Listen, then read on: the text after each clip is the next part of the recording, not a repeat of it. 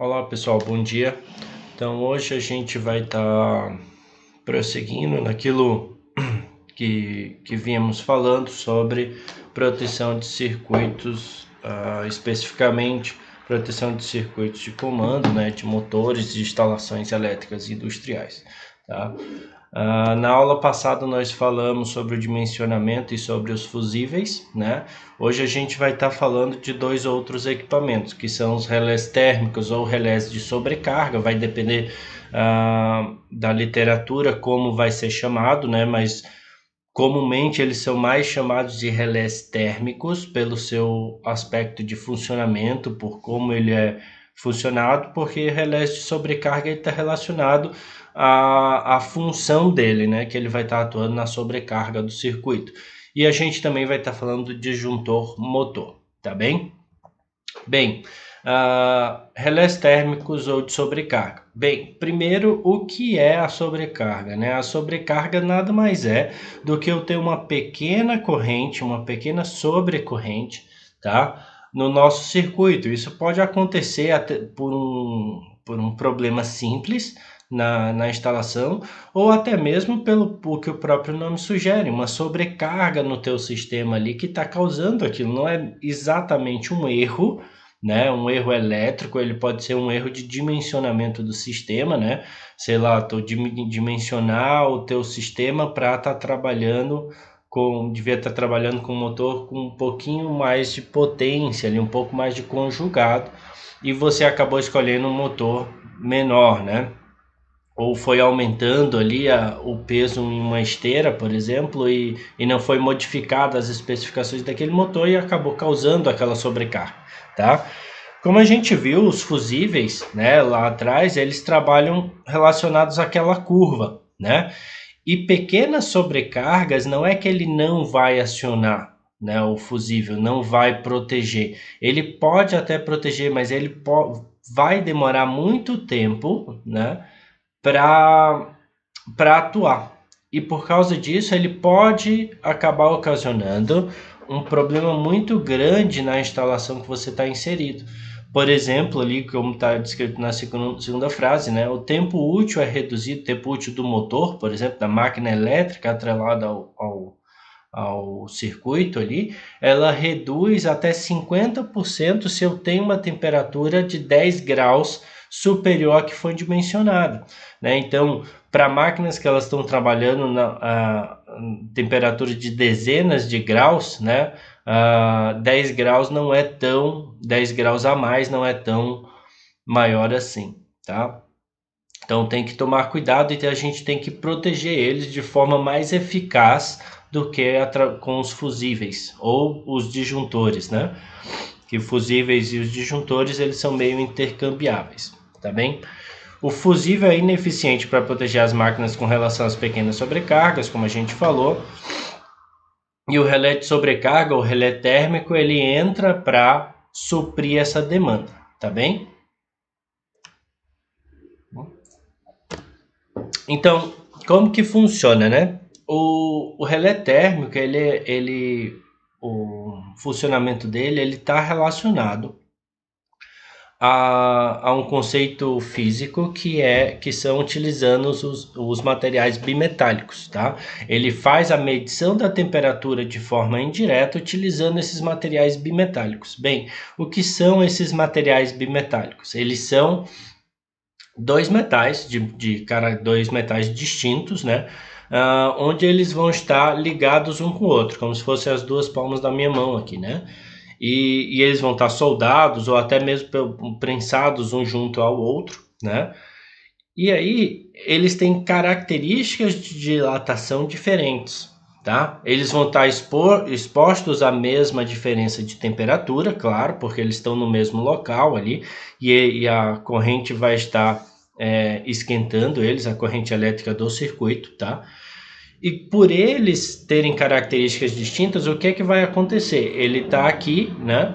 E ele vai acabar dobrando para um lado, porque nesse caso aqui, ó, se essa aqui tiver um coeficiente de dilatação maior, ele vai dilatar mais, puxando esse outro cara da extremidade, né? Como está mostrando aqui na, nessa figura lá direita aqui, né, na direita. E essa deflexão causada por causa da diferença de coeficiente de dilatação faz com que o meu circuito desarme. E ele vai desarmar bem mais rápido do que um fusível, né? É praticamente instantâneo ali, tá? Se você tiver regulado o relé térmico de forma correta, tá bem? Então é bem simples, né? O coeficiente de dilatação dilatou mais um lado do que o outro, ele puxa abrindo o circuito, tá? Então, esses caras, né? Aqui está um relé térmico cortado ao meio, né? A gente vai ter um esquemático no próximo slide que vai mostrar um pouco melhor as partes dele e a gente explica caso a caso, né? Coloquei mais de forma de ilustração aqui.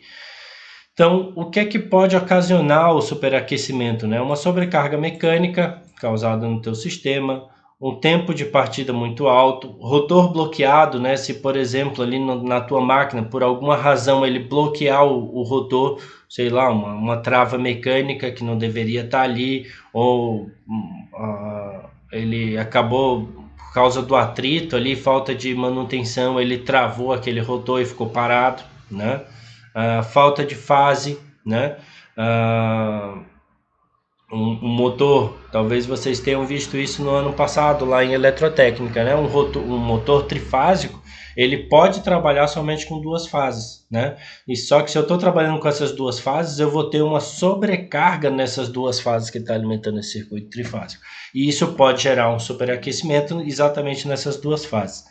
Elevada frequência de manobra, né? Se você está acionando e desacionando o teu motor, tendo várias vezes consecutivas, tendo aquela corrente de pico o tempo inteiro, tu vai ter um superaquecimento. E várias outras, né, que podem acabar acontecendo.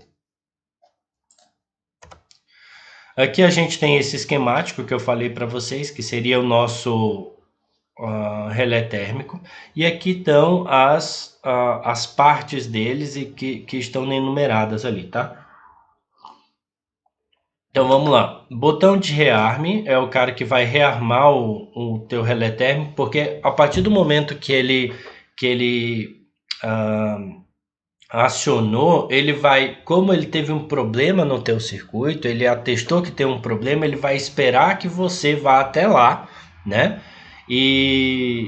Ou pelo menos mostre que você está ciente daquele problema. Ele não vai simplesmente armar novamente o teu circuito, tá? Então ele pode ter um rearme manual ou ele pode ter um rearme automático, né? Não é recomendado o rearme automático, porque a partir do momento que a lâmina desaquecer, ele vai armar o circuito novamente, né? Então é bom que seja ali um rearme manual ou um rearme remoto desses caras, tá? Mas que o operador vá lá e aperte um botão dizendo que está ciente daquilo. Contatos auxiliares, né? Esse grupo aqui, ó, né? 98, 97, 95 e 96. Esse grupo aqui é o meu contato auxiliar, né? Esse pedaço aqui, junto com esse pedaço aqui, tá? Então, se você ver aqui é o NF, né? 95, 96 e 97, 96 seria o NA, que quando ele armar, ele vai bater aqui, né? Vai sair dessa posição que ele se encontra e vai vir para cá, certo? Botão de teste, né? Esse 3. Botão de teste seria para eu testar para ver se meu relé térmico está funcionando. Apertando esse botão de teste, ele vai sair do NF para o NA ali, né? Mostrando que a alavanca ele está funcionando certinho ali, mudança de contatos. Lâmina bimetálica auxiliar para compensação de temperatura, isso é bem importante, né, pessoal? Porque como o relé térmico ele está trabalhando com temperaturas, né? Então, dependendo da situação onde esse cara está inserido, ele poderia ser comprometido por causa da temperatura do ambiente. Mas esse bimetálico aqui, essa lâmina bimetálica 4, ela está aqui para evitar esse problema. Ela está ali para ela compensar a temperatura do ambiente, certo? Ela compensa a temperatura ambiente de forma ao ajuste que eu fizer estar simplesmente relacionado ao aquecimento a mais realizado pela máquina, né? Um aquecimento somente na máquina, beleza? Cursor de arraste, esse 5 é o cara que vai armar e desarmar o meu circuito. Lâmina bimetálica principal, são esses caras aqui, ó, tem 3 lâminas, porque são 3 contatos, um para cada fase, tá? Entra aqui e sai aqui, né? Ele passa aqui numa resistência, aquecendo essa lâmina aqui, tá? E 7, o ajuste de corrente, né? Porque todo relé térmico, pessoal, ele vai ter uma gama de valores que ele pode assumir, né? Vamos supor lá de 1 até 5. Então, todos os valores entre esses eu posso ajustar. Eu sempre vou ajustar para um valor próximo à corrente nominal ou dependendo do meu fator de serviço que está relacionado àquela aplicação do motor, aí eu vou ajustar ela conforme for o caso, tá? Aqui é uma representação, acho que a gente já viu isso em outra matéria, tá? Representação do nosso relé térmico no diagrama de força, os contatos principais dele, né? L1, T1, L2, T2, L3, T3, e aqui são os nossos contatos auxiliares do próprio relé térmico, tá? Então aqui é uma representação desses caras. Dimensionamento deles, né? Olha, regra geral, isso aqui eu tirei do livro do Moro, né? Clayton Moro Frank, de acionamentos elétricos. O relé térmico, a corrente do relé térmico, ele vai ter que ser de 1,15 a 1,25 da corrente nominal, tá? Então, se eu tenho uma corrente nominal de 10, eu tenho que ter ali uma corrente de 11,5 até 12,5 na faixa de ajuste do meu relé térmico, tá? Tendo essa faixa de ajuste, aí eu posso seguir em frente, escolher esse cara lá, tá bem?